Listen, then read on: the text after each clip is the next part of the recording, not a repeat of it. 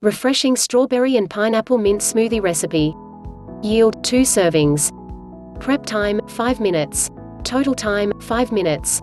Ingredients: 1/4 large English cucumber, quartered. 1 cup 250 ml coconut water or sub-plain water. 1 cup 150 grams strawberries, fresh or frozen.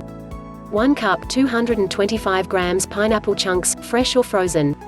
1 medium orange, peeled. 6 leaves of fresh mint. Directions: place all ingredients in a blender, and blend until smooth. Serve immediately and enjoy. Notes: 1. It's best if at least one of the fruits, strawberry or pineapple, are frozen to create a cold and creamier smoothie. If neither is frozen, add 1/4 cup ice cubes.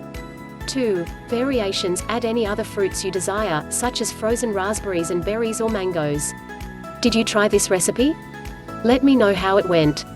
Comment below and share a video your friends. For most informative videos, please subscribe and like our channel.